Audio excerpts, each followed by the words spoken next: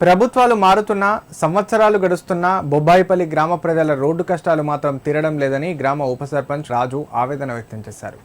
8 నెలలుగా కంకర రోడ్డుపైనే ప్రయాణం చేస్తున్న ప్రజలు తీవ్ర ఇబ్బందులు పడుతున్నారని అధికారులు వెంటనే స్పందించి తాత్కాలిక రోడ్డు పనులు చేపట్టాలని ఆయన డిమాండ్ చేశారు.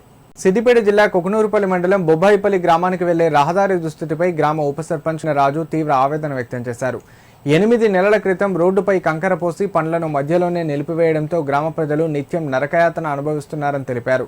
కంకర రోడ్డుపై ప్రయాణం ప్రమాదకరంగా మారిందని, ఇప్పటికే అనేక ప్రమాదాలు చోటు చేసుకున్నాయని పేర్కొన్నారు.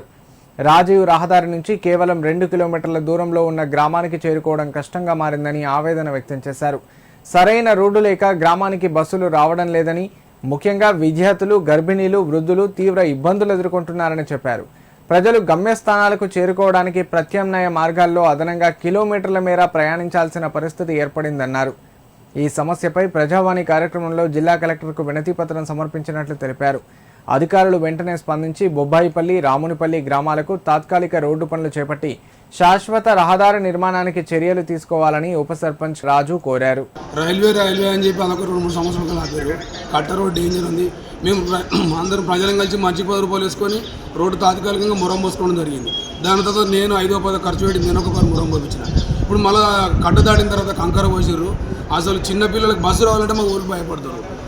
బస్సు రావాలంటే భయపడుతున్నారు. బాల్యంతో చూస్తే ఆ రోడ్డు కాలు ఎక్కించకపోయినా కానీ మన ట్రాక్టర్ కన్నా ఘోరంగా ఎత్తేస్తుంది. దయచేసి ప్రభుత్వం మా ఊరికి దృష్టి పెట్టి మా పబ్లిక్ చాలా ప్రాబ్లం అవుతుంది. కనీసం రోడ్ ఇప్పుడు కొంచెం టైం పట్టినా కానీ ఆ దొడ్డు కంకర మీకు కొంచెం డస్ట్ పోసినా కానీ వచ్చేది బోనాల పండుగ ఉంది. దానికన్నా కొంచెం మంచిగా ఉంటుంది. రాగి పౌర్ణం ఉంది. వాళ్ళని చుట్టాలు రావాలంటే లగడారు నుంచి తిరిగి వస్తారు, చిన్న కిష్టపురం నుంచి వస్తారు.